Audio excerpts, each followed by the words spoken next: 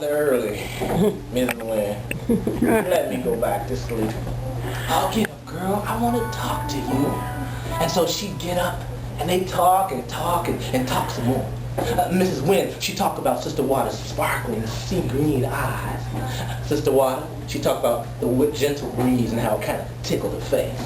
And they talk about each other in the nicest ways, and then they talk about the children, because, you know, every mama's proud of her babies. These mamas, they were no different.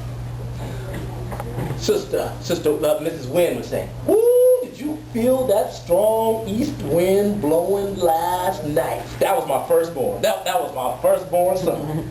And Sister Water, she'd agree. She said, "You know, I remember he wasn't nothing but a little puff of air." And did you hear that waterfall roaring this morning? That was my girl. Isn't her voice getting strong and robust? And then that's how the days passed between the two ladies. But one day, the friendly talk turned to bragging, and the bragging turned to boasting, and one thing led to another, and before they knew it, those women were not happy with one another. Sister Water would say, "Well, let me remind you, every ocean, stream, river, puddle, pond, and drop of water, from the dew that rises, the rain that falls, my children are all over God's earth." And the wind, Mrs. Wynn would say, "From the east wind, north wind, south wind, west wind blowing, my children got it covered." And with a gust, she blew over the waters. The waters would break and roll and swell back. She said, "Well, let me remind you of a thing or two, Mrs. Wynn. From the great blue whale to the little mosquito, the water mosquito on the top of the water, they couldn't get along without my children." And Mrs. Wynn, she began to blow right back and howl.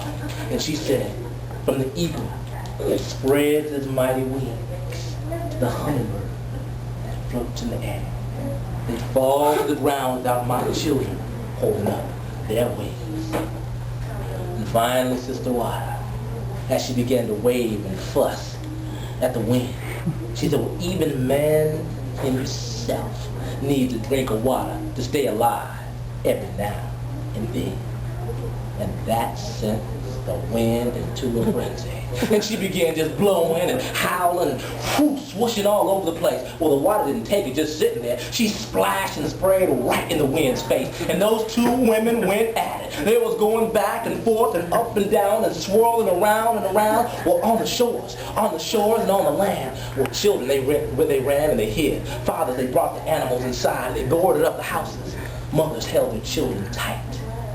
And all over the land, the earth mothers, they told the babies, "Hush now, hush. Don't you be afraid." And they sang songs to them, something like this one. "Baby, when the winds blow and the waves roll, when the waters dash and the winds crash, don't you fear the storm when it comes blowing in, 'cause it's just Sister Water and Mrs. Wynn fussing over their dear children." Things calmed down a little bit after that first storm. Sister Water and Mrs. Wynn, they became friends again. And well, even the sun came out. It was a nice day.